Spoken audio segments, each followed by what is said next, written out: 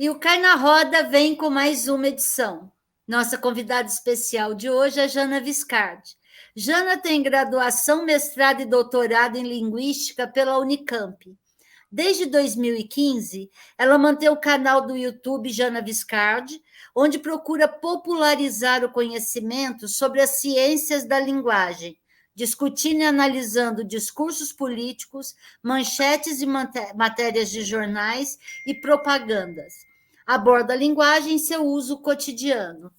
Jana, obrigada por sua participação aqui no Cai na Roda. Antes de eu te apresentar a equipe, eu vou pedir para todos que deem o like, compartilhem o vídeo, façam com que o GGN, principalmente o Cai na Roda, possa ter relevância no conteúdo do YouTube. A Jana conhece bem esse recadinho, porque no canal dela eu ouvi e ela fala bonitinho. Jana, você vai conversar com a Patrícia Faerman, a Cíntia Alves e eu, Lourdes Nassif. E, para variar, começo eu a perguntar. Jana, a popularização da linguagem, a popularização, trazer esse universo para o uso cotidiano. É tão importante assim falar certo? Não. Popularizar a ciência da linguagem, falar sobre linguística, não é pregar a gramática normativa. Então, acho que esse é o primeiro ponto que é importante, né, da gente trazer para a audiência. Falar sobre linguística não é falar o que é certo e errado. Isso quem faz é professor de gramática. Isso está longe de ser o que eu faço nas redes. E, inclusive, eu nem acho que esse seja o caminho mais significativo de se falar sobre linguagem. Eu acho que é importante a gente entender o papel que o tal do falar certo tem na nossa sociedade, o impacto desse ideal, dessa ideia desse lugar bastante idealizado de uma língua do certo e do errado, o lugar que isso tem na nossa sociedade, impactando, inclusive, no lugar das desigualdades, no entendimento sobre desigualdades, ou no reforço do que são as desigualdades. Mas o meu interesse, quando eu procuro fazer uma discussão sobre ciências da linguagem nas redes sociais, tem a ver muito com trazer outras formas de fazer uma leitura, as leituras de mundo, da gente entender, por exemplo, no caso dos jornais, o que é que tem ali que a gente não está vendo, mas está lá sendo dito? Quais são os elementos para os quais a gente deve ter atenção e que tem relação direta com questões da linguagem? Então, um exemplo bastante comum lá que eu trago no canal, numa série que eu tenho que se chama Notícias Incríveis, tem a ver com a voz passiva, por exemplo. Então, quando uma mulher sofre uma violência, só para dar um exemplo de casos de uso de voz passiva, é muito comum que se diga fulana é violentada, estuprada. Desculpe, esse é um exemplo bem violento, mas é porque é bem corriqueiro. Quando a gente faz isso, o que a gente está fazendo? O que a gente traz para o centro? Para qual coisa a gente chama atenção? Para esse episódio ocorrido. O que é que não fica evidente? O que é que não vem para o centro? A figura que foi o promotor da violência. Por que é comum se fazer esse tipo de uso? Então, esse é um exemplo de uma possibilidade de discussão de quando se faz popularização, digamos assim, das ciências da linguagem, né? Eu tenho várias colegas hoje que fazem esse trabalho nas redes e que vão olhar para questões bastante diferentes, todas elas relacionadas à linguagem, né? Ambiguidades que acontecem na produção dos discursos e que causam riso, a graça nas redes sociais, a relação com os memes, como é a importância deles no nosso cotidiano. Quando um presidente está fazendo um discurso, a importância da gente entender o quanto aquele discurso tem de consolidação de uma série de ideologias, de entendimentos de mundo, e o quanto isso reverbera naquele discurso, mesmo que não dito de maneira explícita. Enfim, aqui só para dar um exemplo. E a questão da gramática, desse falar certo, tem a ver com diferentes usos que acontecem em diferentes circunstâncias, né? E que não com a imposição de uma regra que é bastante ilusória e que não é cumprida sequer por aqueles espaços em que se diz estar ali sendo empregado uma norma padrão, né? Então, eu acho que essa questão do certo e do errado precisa ser reconfigurado, né? Ao invés da gente ficar decorando e vomitando regras por aí, ou exaltando essas regras como se elas fossem a base da nossa produção linguística. No meu trabalho, eu acho importante entender o que elas significam, por que se fala tanto sobre as regras e o quanto esse falar tanto sobre regras tem um papel em consolidar a idealização de uma língua que não se usa da maneira como as pessoas que vociferam as regras pregam, né? Então... E de repente, eu só vou completar a explicação da pergunta. E de repente a pergunta foi feita porque quando a desqualificação de um discurso é feita, você não sabe nem escrever. Então, é quando se desqualifica a pessoa que está conversando com você, que tem elementos para te colocar em xeque, fala assim, como você está falando isso comigo se você não sabe nem escrever, você não sabe conjugar verbo? Então, foi nesse sentido. Mas eu gostei muito da explicação, muito obrigada. Imagina, é exatamente isso, né? Tem um lugar de manifestação ou de confirmação de uma desigualdade, ou de... Não é confirmação de uma desigualdade, mas é o reforço de um lugar de preconceito e desigualdade através dos elementos de língua bem idealizados, né? Do que é esse certo, do que é o errado, e quem é que está produzindo o errado, né? E o papel das elites, de um entendimento aí da elite do que é essa produção linguística. Acho que um exemplo muito claro disso é, por exemplo, o Michel Temer, a maneira como ele usa os recursos linguísticos e o quanto ele, inclusive, se gaba disso, né? É algo que aparece vez ou outra, o uso da mesóclise, a questão do uso das cartas, a maneira como ele escrevia. Depois dizia, eu lembro de uma entrevista que ele deu falando, depois não dizia que o errado sou eu, então, na verdade, não estou usando essas formas. Então, é bem interessante a gente pensar, né, o lugar de idealização da língua e o papel das elites nessa idealização e e da reprodução dos preconceitos também na língua, né, através do preconceito linguístico. Perfeito, Jana. Eu queria que você contasse um pouquinho para a gente, compartilhasse como que você chegou a fazer essas análises hoje que você faz, né, de linguagem, principalmente políticas, né, de discursos, etc. Queria que você contasse um pouquinho aí da sua trajetória também profissional para a gente. Obrigada, Patrícia. Bom, eu cheguei na internet em dezembro de 2015, né? Eu decidi que eu ia montar um canal. O meu objetivo lá, naquele momento, eu já tinha a minha graduação, o mestrado e o doutorado concluídos, e tinha uma vontade de vir para as redes para divulgar o meu trabalho e, com isso, buscar, inclusive, oportunidades das pessoas me conhecerem para ter oportunidades até de trabalho. Isso muito rapidamente se transformou, porque a princípio era um pouco esse lugar da visibilidade e tal, e eu fui entendendo esse espaço como um espaço de troca mesmo, um espaço de apresentação de um conjunto de ideias que eu fui aprendendo ao longo dos muitos anos de universidade,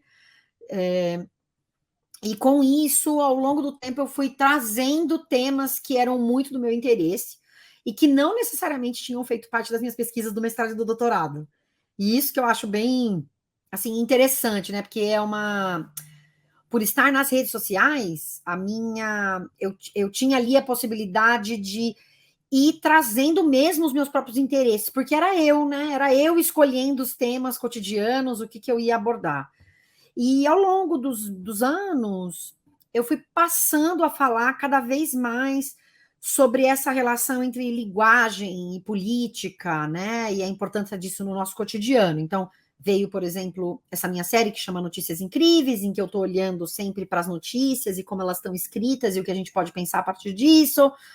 Eu comecei a trazer alguns casos de análise de conversas de políticos, assim, de discursos, o que acabou me fazendo voltar para a universidade.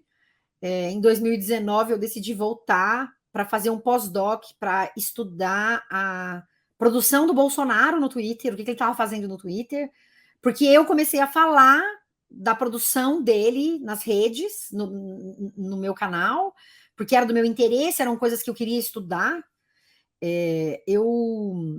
Durante o meu doutorado, eu fui bolsista de um programa que se chama DAAD, que é um programa de bolsas, é um convênio da Alemanha, é um programa alemão de bolsas de estudo. E através desse convênio, eu tenho direito, todos os anos, de fazer uma compra de livros de temas relacionados aos meus interesses. Então, todos os anos, eu estou sempre olhando os temas que estão me chamando mais atenção naquele momento e fazendo essa compra. E por que eu estou dizendo isso?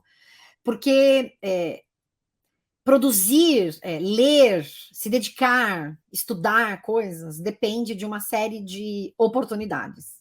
E uma delas vem hoje, por exemplo, para mim, desse projeto do qual participei há muitos anos e que hoje me mantém, de alguma forma, produzindo também, porque acaba que as minhas curiosidades dentro da linguística me fazem buscar essas bibliografias de diferentes países, e foi o que me fez comprar um livro de uma pesquisadora que vai falar sobre a extrema-direita, o discurso da extrema-direita na Europa, em diferentes países da Europa, o que me fez ter vontade de olhar para o discurso de extrema-direita do Bolsonaro. E aí aqui eu reforço a palavra extrema-direita, porque é algo que não é usado em geral pelos jornais brasileiros, né? Os jornais brasileiros chamam de extrema-direita, por exemplo, a Le Pen na França, mas não chamam de extrema-direita ao Bolsonaro, né? É muito raro que isso aconteça.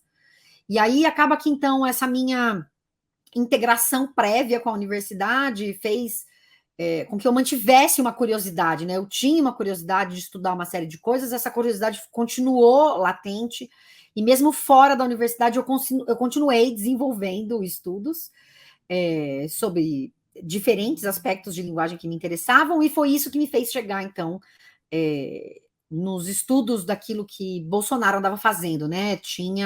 Tem também pesquisadores no Brasil olhando muito para esse populismo digital, né? Como diz a Letícia Cesarino, por exemplo, que são pessoas com as quais eu fui tendo contato a partir de busca de informações nas redes e que me levaram também a avançar nessa conversa, né? A professora Ana Cristina Bentes, enfim, tem uma série de pesquisadoras que foram sendo importantes na minha jornada para eu ter interesse em olhar para essas questões, né? Conforme eu fui vendo o discurso extremado de parlamentares, ou mesmo o discurso no período do golpe, né? Quando se faz aquela sessão, aquela plenária em que os deputados, os senadores, já não me lembro mais, falando, é pela família, é por Deus.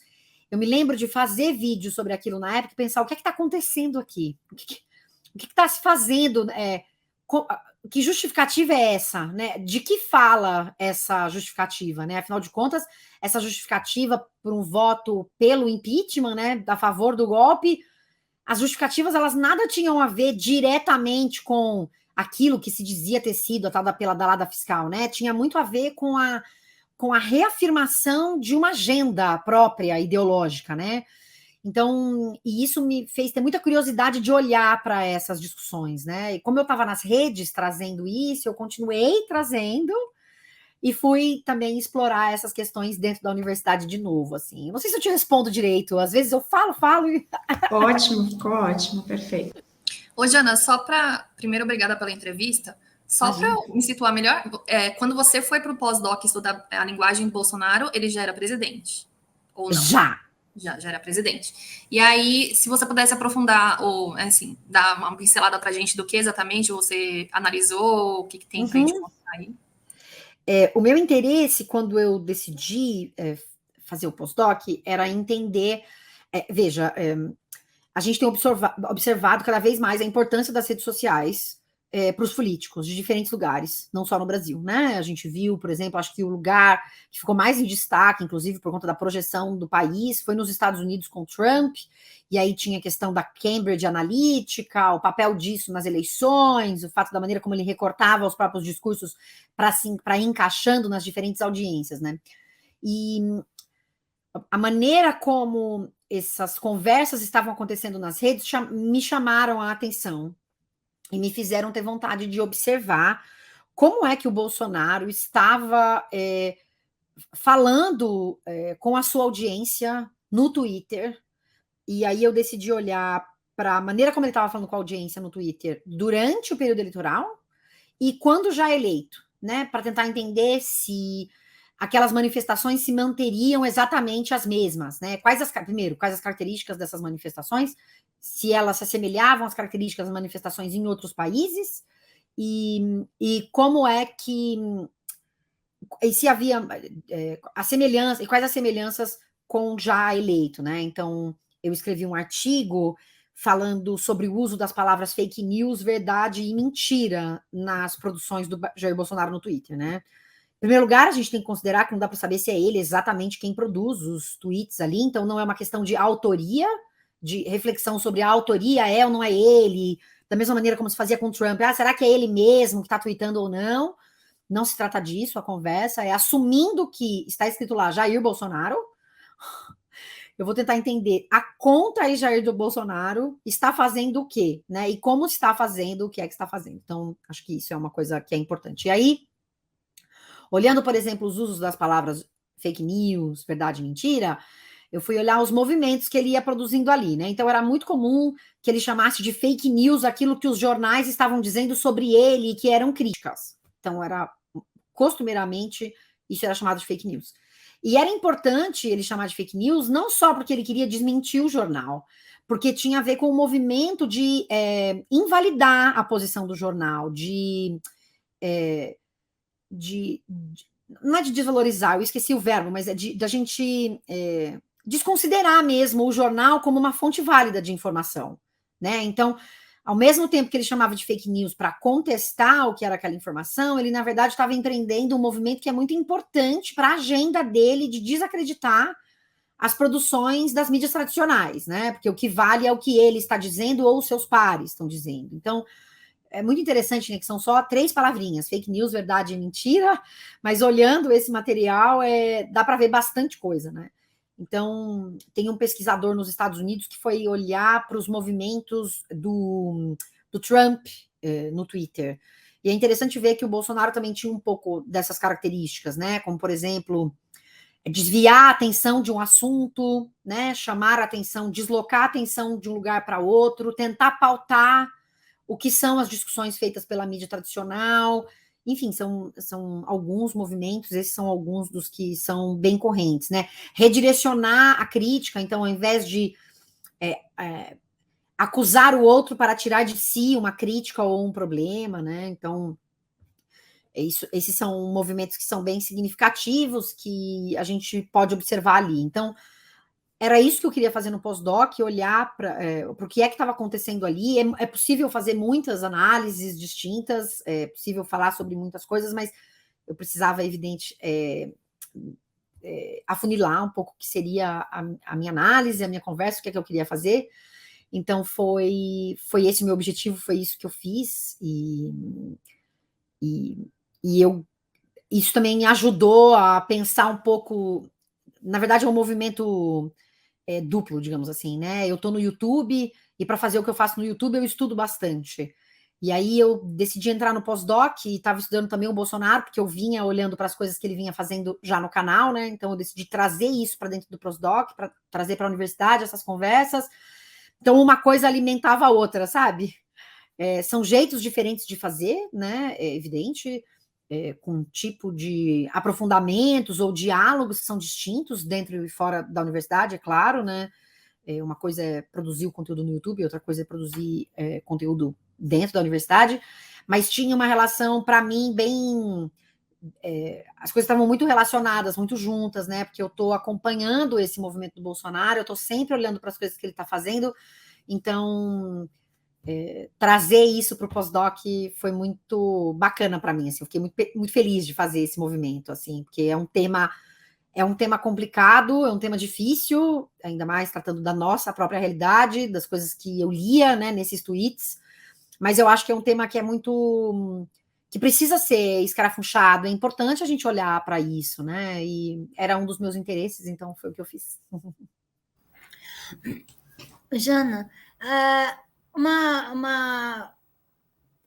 pelo lado, o lado do Bolsonaro, que é de fake news, verdade e mentira, que as coisas vão, aparece alguma notícia sobre ele, alguma bomba, daí é fake news, é mentira, é não sei o quê. Então, trabalhar aquilo que vem para cima dele dessa forma. Aquela linha do morde-a-sopra. Isso é bom, então vamos enaltecer, mesmo que seja mentira, isso é ruim, então tem que ser mentira. Então, a gente sabe disso, sabe que ele usa esse recurso. E a mídia brasileira? Principalmente a televisão. Eles criaram um período de desinformação, de um viés estragado da notícia, aquela coisa de imputar culpa em quem não tinha sido nem julgado, que foi em cima do PT, em cima do Lula, e limpar a barra de quem estava sendo apontado como real culpado, vamos colocar dessa forma, essa campanha de desinformação. Nós temos tempo hábil até outubro para que essa mesma mídia possa fazer um meia-culpa e tentar resgatar esse período que ela fez de desinformação com informação correta. Tem efeito ou é pouco tempo para que as coisas voltem pelo menos até outubro, né? Porque depois a gente não sabe quais são os interesses que vão entrar e tudo mais. Olha, acho que a primeira pergunta que eu faria é o que é a informação correta? O que a gente está chamando de informação correta, né? Eu acho que cada veículo, eu acho que uma dada situação, ela é como numa fotografia, né? A fotografia, ela é uma parte de uma dada realidade, né? É um recorte ali. Então, os diferentes veículos de mídia, a partir dos seus interesses, dos seus entendimentos ideológicos sobre uma dada situação, vão abordar a dada situação à sua maneira. Então, primeiro, tem que pensar o que é essa informação correta. Segundo, tem que pensar se os veículos de mídia entendem que o que fizeram foi uma fonte de desinformação. Se entendem que foi ou não uma fonte de informação, desinformação, pode ser que eles queiram ou não transformar essa informação, passá-la de outra forma. Então, eu acho que, na verdade, primeiro, eu não sei se é do interesse, eu não sei o que é do interesse dos veículos tradicionais, né? Por exemplo, eu acho que o caso mais explícito é o caso do Estadão, né? O Estadão, ele é anti-Lula, então ele é bem anti-Lula, né? Que ele vai chamar de lulopetismo, tem, inclusive, o editorial que ficou muito famoso, que é o do Escolha Muito Difícil, mas tem uma série de outros editoriais que nos fazem entender a visão do que é o Estadão para o Brasil, mas não só, a visão do Estadão sobre economia, a visão do Estadão sobre política, a visão do Estadão sobre direita e esquerda. Aquela visão, o Estadão não entende aquela visão como uma visão errada, como uma informação errada. Então, eu não acho que seja interesse, por exemplo, do Estadão, de mudar, tanto é que não mudou. Os editoriais agora, depois que Lula passa a ser o candidato para a eleição de 2022, continua fazendo a mesma coisa. Ah, não, porque o Lula igualando os dois, colocando os dois no mesmo lugar. Então, eu acho que a questão eu trouxe o exemplo do Estadão, porque é um exemplo bem emblemático, né? No caso do Estadão não está interessado porque ele nem acha que o que fez foi errado. Entende? Ele entende, ele recorta dessa maneira a realidade. Eu acho que o exercício há uma potência numa outra coisa, que é permitir com que as pessoas tenham uma leitura crítica sobre a maneira como as informações vão nos sendo trazidas, né? Permitir com que as pessoas cada vez mais compreendam, ao ler um editorial, seja ele qualquer um, o que as palavras estão dizendo e o que elas não estão dizendo, o que elas trazem e o que elas estão ali nas entrelinhas nos oferecendo, né? Porque, inevitavelmente, vai haver um viés ideológico, digamos assim, né? Na maneira como um jornal ou outro vai apresentar uma informação. A questão é se a gente é capaz de fazer essa leitura para assimilar o que é que está trazendo o jornal, né? Então, eu não acho que há tempo hábil, porque não acho que os jornais estão aí para isso. Eu não acho que os jornais estão aí para corrigir, sei lá, o curso da história. Não acho que seja isso. Talvez esteja falando uma grande bobagem aqui, mas da maneira como eu venho, da maneira como eu tenho estudado as coisas, e como eu olho, então, para os veículos de mídia, eu não acho que seja isso, corrigir o curso, passar uma outra informação. Eu acho que é entender quais são as linhas desses diferentes jornais. No Estadão, por exemplo, está muito claro. É uma terceira via que não existe ainda, né? Muito bem configurada. Mas é ela, desde o começo. Então, mesmo que o Bolsonaro seja muito ruim, com o Lula, veja só, não sei bem. Talvez ainda seja para o Estadão uma escolha muito difícil. E ele é um grande jornal, um jornal de grande circulação. Então, eu sempre penso nisso, que a gente tem vários jornais. E o que seria muito bacana no mundo, sei lá, que talvez não exista, mas que seria bacana existir, é que cada vez mais nós todos, como os leitores, de diferentes partes do Brasil, de diferentes classes sociais, pudéssemos fazer essa leitura de que há diferentes interesses envolvidos, de que há diferentes maneiras de pensar esse Brasil, de que há diferentes maneiras de pensar a economia, e que há uma maneira que é a mais veiculada pelos veículos de mídia, e isso vai aparecer tanto no editorial quanto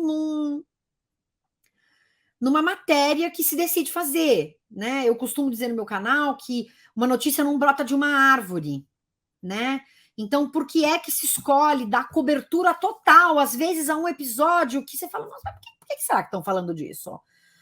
E não se escolhe falar, por exemplo, 24 horas sobre o caso dos garimpeiros, com cada vez mais direito de, entendeu? Passar boi, passar boiada e passar garimpo também. Por que não se fala sobre isso, né? O Bourdieu tem um livro pequeno, mas que é super interessante, né? Chama Sobre a Televisão, em que ele vai falar especificamente da televisão, em que ele fala, olha, não é apenas o interesse de quem é o dono do jornal, isso é uma parte da questão, mas para além disso, você tem, para todos os jornais, pessoas muito parecidas, que se formaram nas universidades, que têm currículos muito parecidos, que conversam mais ou menos com os mesmos pares, e que vão, portanto, tem a busca pelo sensacional, por aquilo que é extraordinário. Então, se um acha o extraordinário, todo mundo vai atrás desse mesmo extraordinário.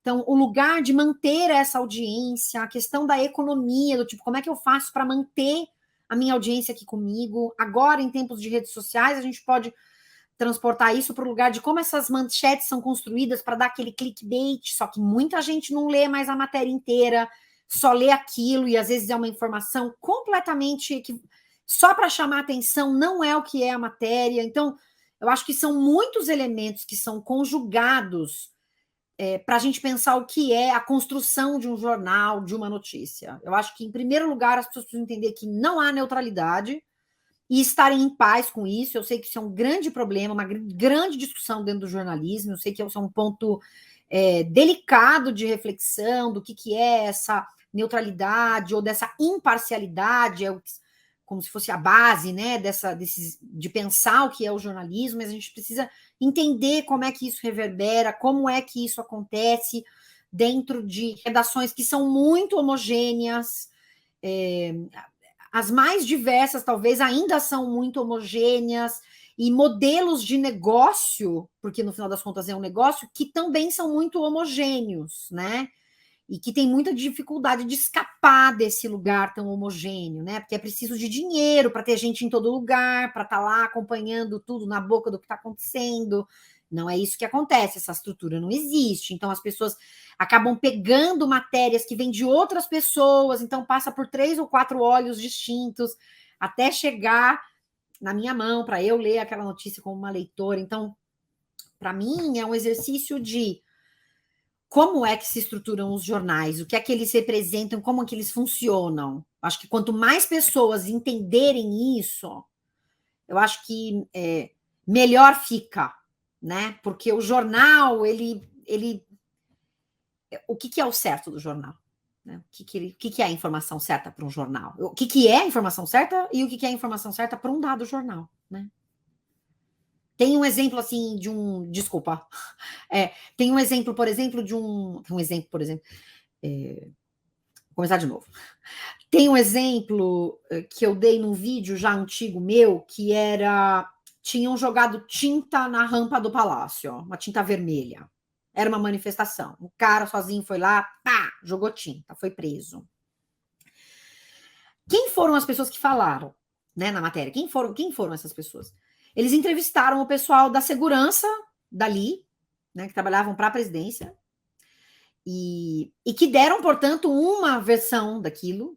O cara já não estava mais lá, mas ao longo do dia desse episódio foram mudando um pouco. Então tinha gente que chamava isso de manifestação, teve gente que disse que era vandalismo. Então o fato de você já enquadrar como vandalismo, para mim, acho que isso é o que importa.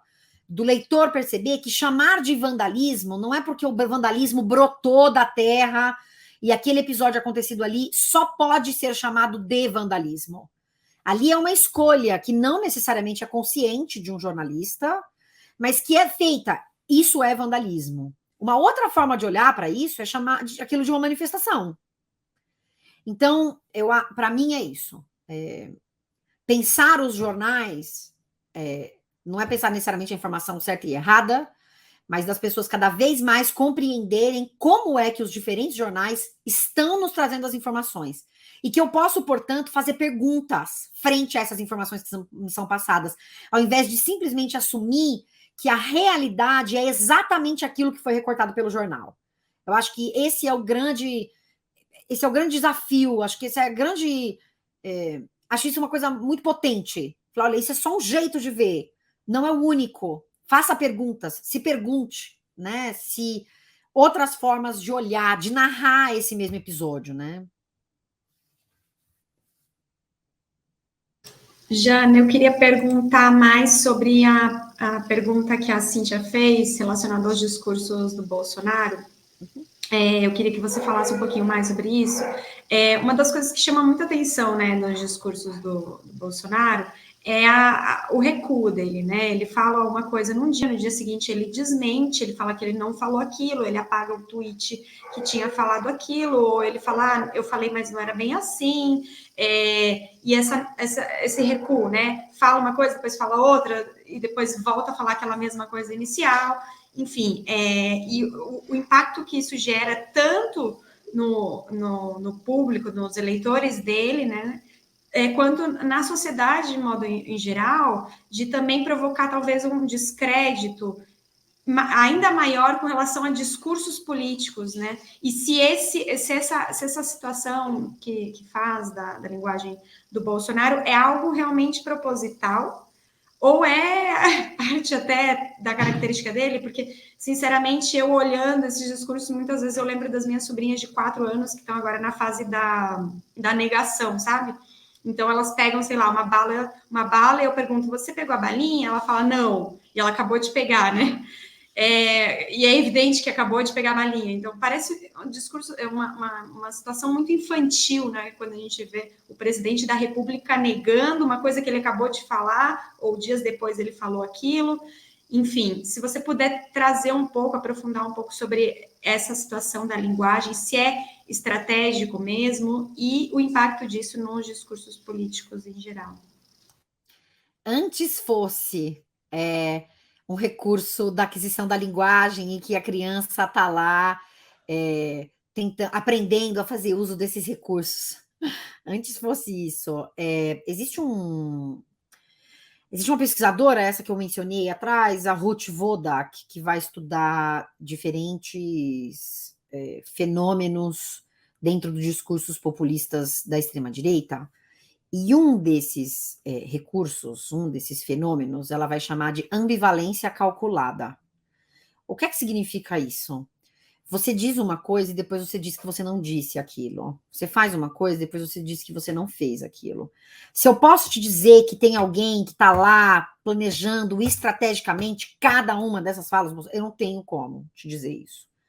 Mas é fato que o Bolsonaro faz uso desse recurso, digamos assim. Se é que a gente pode chamar isso de um recurso, né? Chama ambivalência calculada. Então, isso é importante, né? E aí agora sou eu fazendo uma análise disso, né? É importante para o discurso do Bolsonaro, porque é uma maneira também de ele não se responsabilizar. Então, a maneira como ele diz essas coisas, aí a gente tem que olhar no pequeno, então a maneira como ele vai falar sobre as coisas permite com que ele diga depois que ele não disse aquilo, ainda que pareça absurdo, tá? Ainda que pareça muito explícito que ele disse aquilo. Então, por exemplo, a questão das vacinas. Ah, não, mas eu nunca disse que não é para ninguém se vacinar, né? Sei lá, se fosse isso. Não é exatamente isso que ele disse, né? Teria que estar aqui as frases exatamente prontas. Mas o que é importante a gente pensar é, quando ele diz isso, quando ele diz, não, eu nunca neguei que as pessoas se vacinassem, é importante pensar que o que foi que ele disse? Ele pode ter dito assim, só se vacina quem quer. E é evidente que essa posição nos mostra que ele não está incentivando a vacinação. Isso não significa, no entanto, que ele esteja negando a vacinação. Entende? Em termos linguísticos mesmo. Ele não está fazendo o que um presidente deveria fazer, que é reafirmar a importância da vacinação. Então, ele coloca em dúvida. E isso é importante para ele em muitas medidas, porque o antivax é uma vacina para ele. É uma vacina, olha. É uma ferramenta, é parte da agenda dele. Esse movimento antivax é parte de uma agenda. Mas ele não está dizendo não se vacine. Ele está dizendo, olha como a cloroquina me fez bem.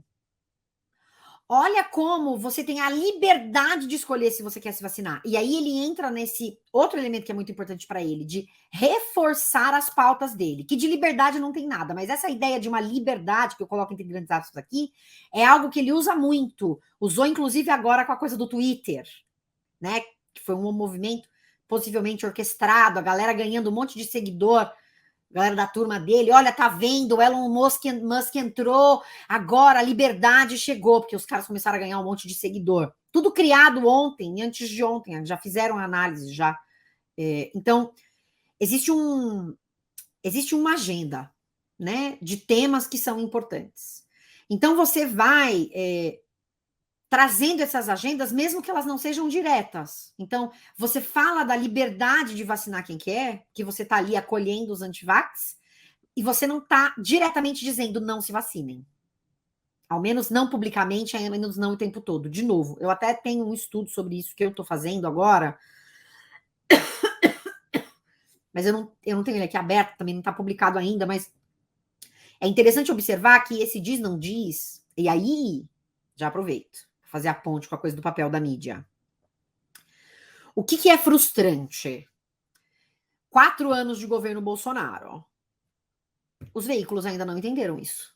4 anos em que ele diz uma coisa, depois ele diz, e as pessoas vão chamar isso 50 vezes no ano de recuo, de moderação. Eu vi semana passada, Bolsonaro está mais moderado. E já falei disso algumas vezes no canal. O que você está chamando de moderação? O fato de que durante uma semana inteira ele foi extremista. Uma fala, ele foi minimamente não extremista. E aí você está dizendo que ele moderou para no dia seguinte ele de novo numa live. Então aí, veja, tem um lugar da gente pensar o que é esse jornalismo também, né? Veja, o Bolsonaro é uma figura muito problemática. E eu não estou dizendo que a mídia é igual. Por favor, não é isso que eu estou dizendo. Mas é preciso entender esses movimentos para poder reportá-los. Não dá para dizer de 5 em 5 dias que Bolsonaro recuou, que Bolsonaro moderou. Não existe moderação na extrema-direita, gente. Não existe. Então, o que ele faz é um movimento em que depois ele não precisa ser responsabilizado por aquilo, porque ele vai dizer que não foi exatamente o que ele disse. E quando você vai bater o que ele disse, você vai ver que ele... É claro que ele não está estimulando a vacinação, é claro que ele foi absolutamente irresponsável, mas quais foram as circunstâncias em que ele mandou as pessoas não se vacinarem? É possível que tenha tido, né? Não sei, porque não acompanhei todas as falas dele. Mas no meio disso, ele coloca essa coisa meio ambivalente. E ele vai jogando com isso em todos os temas que você pode imaginar. E uma outra coisa que ele vai fazer também, né? Que aí é dizer, não, eu não sei nada sobre isso. E aí as pessoas vão entender como... É muito bom que na campanha era assim, né? Não sei nada sobre economia. Não sabia nada sobre nada, é impressionante.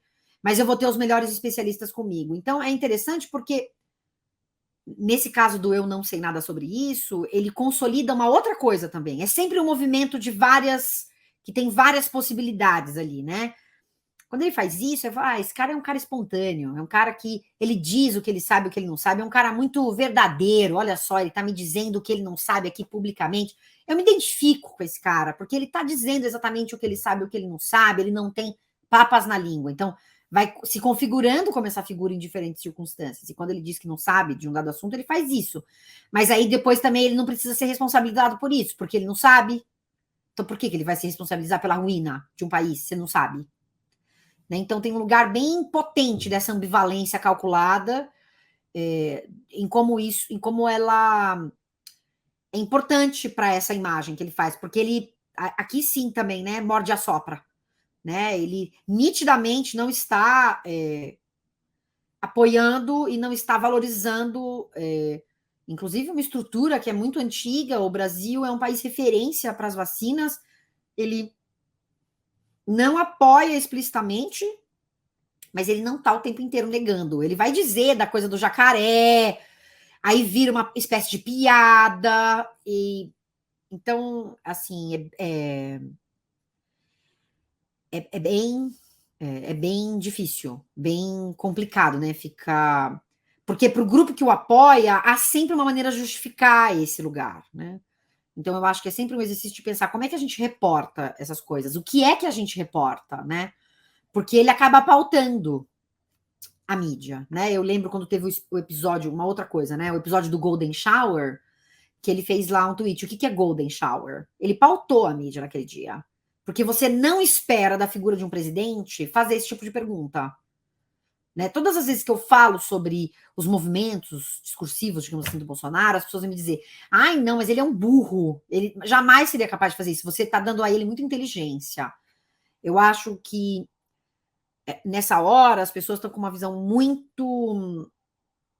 sem pensar a complexidade que não estou dizendo que as pessoas não são complexas, mas estou pensando que às vezes a gente fica tão angustiado com essa figura que parece tão sem muitos pensamentos brilhantes, que a gente esquece que um presidente nunca está sozinho, que ele tem uma estrutura de suporte, que ele tem os filhos dele na cola dele o tempo inteiro, e que ele é uma figura importante para a extrema-direita.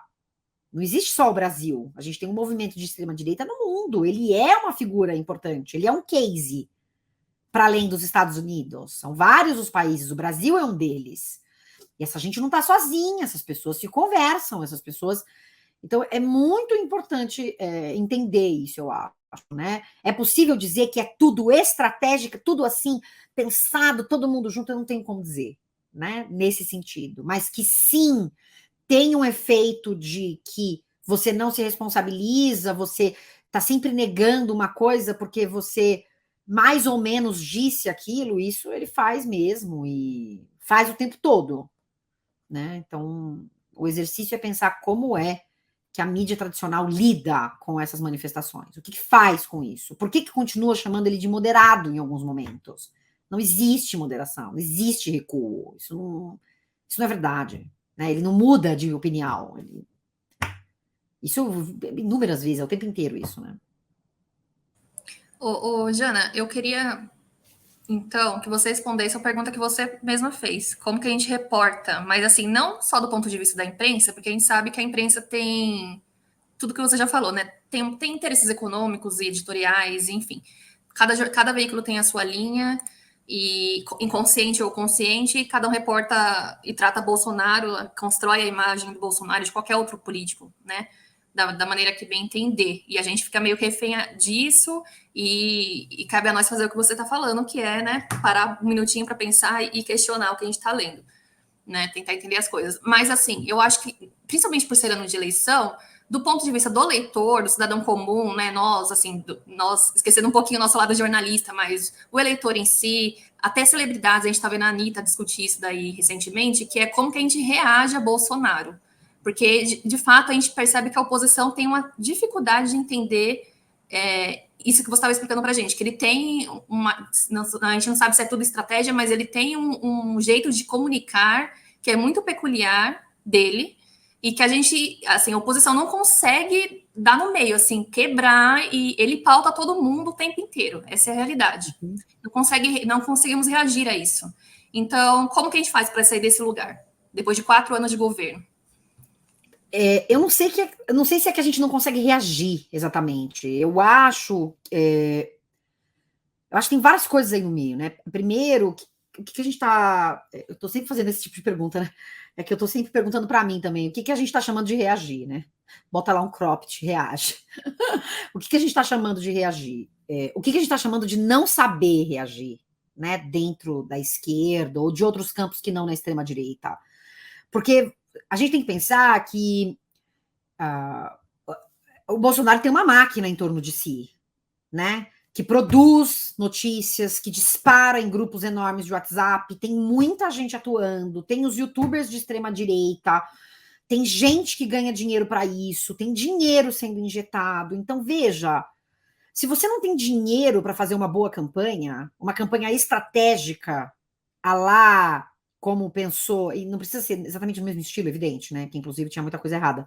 Mas, por exemplo, o Trump tinha muito dinheiro para fazer o que fez. De alguma maneira, sei lá, só pode haver dinheiro. Porque tem canais, por exemplo, de extrema-direita que crescem muito rápido. Como é que a pessoa ganha 69 mil, sei lá, 70 mil seguidores em um dia? Isso está sendo criado de alguma maneira. Ou é gente criando 1 milhão de perfis e essa gente está parada só para fazer isso. Eu acho pouco provável que elas estejam paradas só para fazer isso de graça. Sei lá. Não posso fazer essa... Não é uma afirmação, é uma hipótese, né, aqui. Mas existe primeiro uma estrutura que tem a ver com dinheiro. O dinheiro que se tem para se dedicar a isso, né? Depois, os limites daquilo que você acha mais ético ou menos ético para fazer. Bolsonaro, nesse sentido, as coisas que ele diz é porque ele sai dessa lógica do que seria um presidente, né? O estereótipo, uma marca, de uma imagem de como um presidente agiria. Então, ele surpreende porque ele vai para fora disso. E é louco porque ele se coloca como ele se colocou, né? Como esse outsider, sendo o cara que estava há anos como deputado, sem fazer nada. Então, de outsider, ele não tinha nada. Ele é um político de carreira, tá ali há anos. Mas ele conseguiu se colocar como outsider, tendo um pouco essa maneira, essa persona que ele construiu, de alguém que fala as coisas de qualquer jeito. Isso sim é a construção de uma imagem. Tem um professor muito querido, Daniel Silva, que escreveu um artigo sobre a criação dessa persona, a maneira como isso se consolida na figura de Bolsonaro ao longo dos anos, né? Então, o reagir é o reagir em pensar estrategicamente como é que se faz uso das redes sociais. Não significa que não se faça isso. Existem campanhas que a gente pode pensar aí, que foram campanhas que fizeram um trabalho muito bacana de redes sociais. Acho que a primeira que eu me lembro, e eu acho que a nossa audiência pode trazer aqui outros exemplos, mas a primeira que eu me lembro é a do Boulos, e eu digo da audiência trazer outros exemplos, porque esse é um exemplo muito sudestino, né? É um exemplo do Boulos em São Paulo, e eu acho que há outras figuras em outros estados do Brasil que podem ter feito campanhas na mesma linha. Como eu não estou nesses estados, não acompanhei, mas acho importante deixar isso registrado, né? Mas o Boulos, por exemplo, faz uma campanha super interessante, bastante bem mobilizada ali nas redes sociais. O quanto é que se tem força para se fazer isso muito, né? Então, eu acho que E aí tem uma outra coisa, né? Eu estou participando, inclusive, de um congresso e uma professora estava falando sobre o Bolsonaro, ele pegar pelo fígado, as redes sociais pegarem pelo fígado. Porque o coração é pelo amor, né? O fígado é o ódio, a tensão, é o nervosismo. A gente não pode esquecer que muito do que reverbera hoje nas redes sociais reverbera pelo ódio, pela tensão, pelo nervoso. E acaba que as pessoas vão explorar isso também. Isso é uma coisa que não há nenhum constrangimento para a extrema-direita fazer isso. Nenhum constrangimento, entendeu? E opera na lógica dos afetos, né? O tempo todo. É o medo, é a teoria da conspiração, é algo que vai destruir a sua vida, é algo com o qual você se conecta. É na rede social, então aquela pessoa se sente conectada com a outra, acha que é próxima dela, se identifica com ela. É como se o discurso dela estivesse reverberado na boca daquele presidente que está ali nas redes sociais. Então, é operar pelos afetos também. Então, como é que se faz isso? Né? Acho que é possível fazer isso? Eu acho que operar pelos afetos. Precisa ser igual ao Bolsonaro? Evidente que não. Mas é possível também operar pelos afetos, é possível também se aproximar da audiência, criar uma conexão com essa audiência. Eu acho que quando se pensa, por exemplo, no movimento do vira-voto, é isso que resolve o Brasil, gente, pelo amor de Deus, eu sei que não é, tá? Mas uma estratégia possível é isso, você tá ali conversando com as pessoas. Quem são essas figuras? Qual é a relação que elas têm efetivamente com uma classe trabalhadora, com as pessoas que estão morando em regiões de extrema vulnerabilidade? Como é que você estabelece uma ponte com essas pessoas se você não está lá? Se você não é aquelas pessoas? Então, são muitos os públicos. Como se chega nesses diferentes públicos? O rádio e a força do rádio que está em todo lugar. O WhatsApp, como é que se chega? A comida na mesa, né? As pessoas em insegurança alimentar. Então, o volume imenso de pessoas vivendo em insegurança alimentar. Eu não sei se eu estou respondendo, se eu estou trazendo mais questionamento, mas é porque eu acho que não existe uma resposta pronta. O que eu acho que é importante a gente entender é que o fato de a extrema-direita fazer um uso, entre aspas, produtivo das redes sociais, ou seja, pega o Telegram, pega o WhatsApp, pega tudo e dispara um monte de coisa, né? Tem um monte de elementos aí dentro. Tem um que é de dinheiro, tem, então, de você orquestrar isso, e de pensar o que são os limites dessa atuação e como fazer. Os caras estão lá produzindo e bora. Então, como é que você faz isso em outros círculos políticos, né? E é preciso fazer do mesmo jeito? Não acho que precisa fazer exatamente do mesmo jeito. Mas é importante chegar em todo lugar. É importante chegar no lugar aonde ele chega. Ou então em outros lugares em que ninguém chega. Porque o Brasil é enorme. É enorme. Né? Quem são as lideranças? Né? A gente vê as imagens, a gente continua tendo um monte de homem. Assim, cadê as pessoas negras? Cadê as pessoas indígenas? Cadê as pessoas de diferentes etnias, de diferentes classes sociais, participando dessa dinâmica? É simples, é óbvio? Eu acho que não. Por isso que talvez eu não esteja respondendo de maneira mais objetiva, porque eu acho que não tem uma resposta pronta. Eu acho que nós temos, sim, recursos, acho que dá para usar as redes sociais para isso, é entender que muitas vezes as redes sociais operam pelo fígado, pelo esquema do ódio, é muito difícil lidar com isso, mas encontrar quais são os caminhos. Então, você tem, por exemplo, uma série de youtubers que são lidos como youtubers mais à esquerda. Eu sou uma dessas youtubers hoje, né? Como é que se dialoga com esses youtubers? O que é que essas pessoas estão fazendo? Quem são essas pessoas? Quem essas pessoas estão atingindo? Com quem essas pessoas estão conversando? Esse é um trabalho de formiguinha que vai ser feito, de uma conversa sobre outras formas de ver o mundo, sobre diferentes formas de ver o mundo, né? Não sei se eu te respondo, Cíntia. Sinto que talvez não. É um começo, é um bom começo, Joaquim.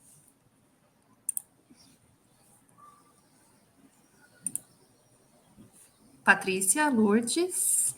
Oi. Alguém? Eu acho ótimo esses questionamentos, porque, na verdade, a gente tem, às vezes, muito mais pergunta do que resposta, né? Mas aproveitando esse gancho da pergunta da Si, talvez para finalizar, não sei se a Lu quer perguntar alguma coisinha, mas tá.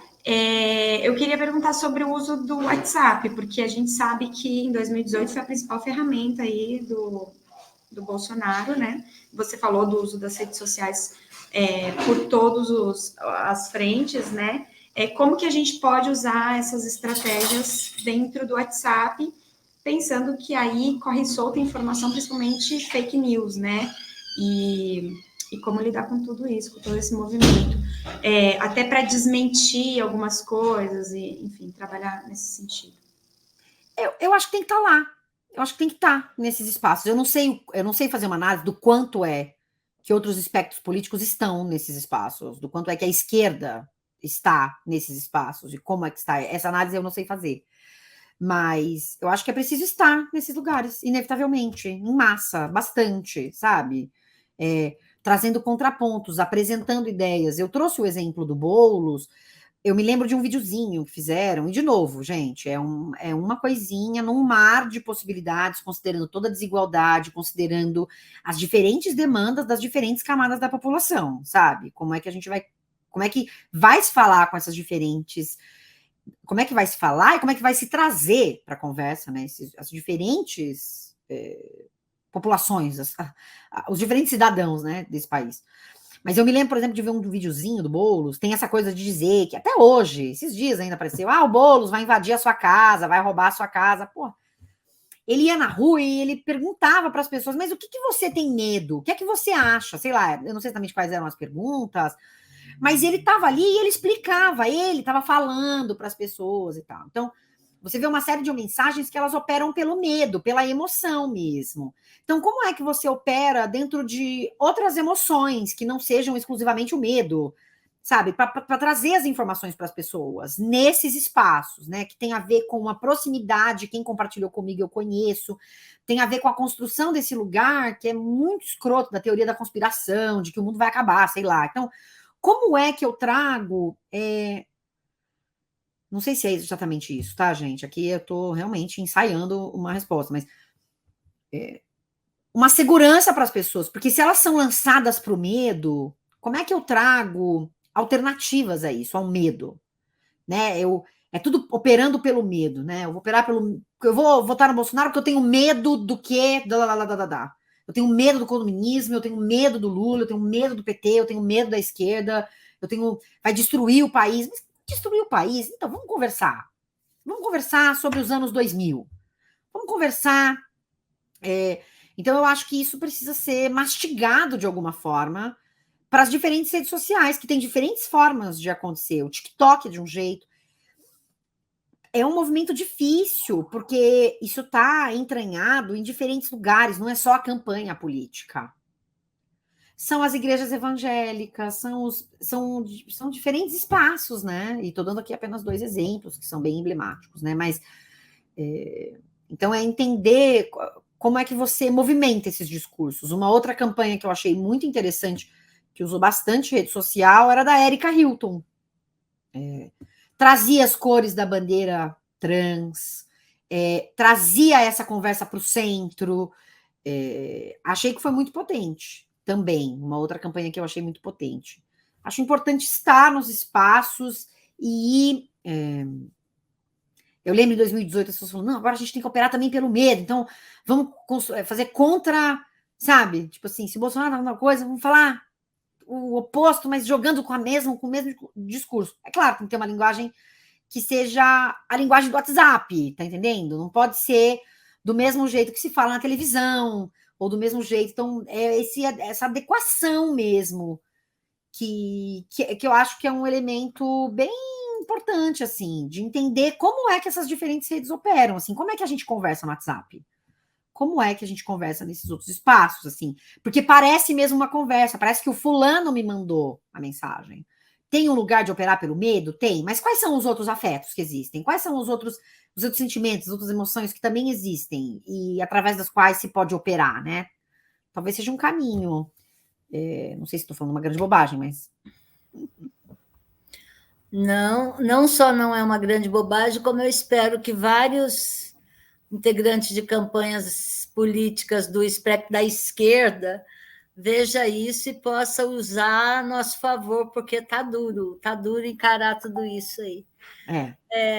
Jana, eu gostaria muito de agradecer sua participação aqui, nós demos nosso tempo, a sua participação aqui no Cai na Roda.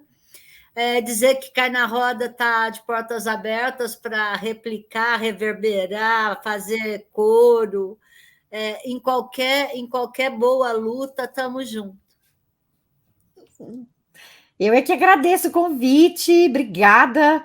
Espero ter respondido aí as perguntas de vocês e deixei aqui alguns nomes também de outras pessoas que estão estudando esses assuntos e que há tantas pessoas estudando esses assuntos que são importantes para a gente pensar esse momento que a gente está vivendo e para justamente tentar encontrar essas respostas, caminhos, né, alternativos. E é um privilégio, uma alegria estar aqui. Espero também contribuir de alguma forma para esse debate, para essa conversa, né? Para esse ano que é tão importante. Com certeza. E sigam a Jana no Instagram. É YouTube /Jana Viscardi mesmo, Jana, seu canal? Isso, youtube.com /Jana Viscardi. No Instagram é Janaísa, com S, mas nas outras redes é Jana Viscardi. Perfeito. Eu sigo agora. Obrigada pela aula, viu, Jana? Você não só tirou as nossas dúvidas, como nos ensinou muita coisa, viu? Muito obrigada. Imagina, é um prazer, imagina. Muito obrigada, Jana. E a gente vai encerrando por aqui. Até o próximo, gente. Até. Tchau, tchau.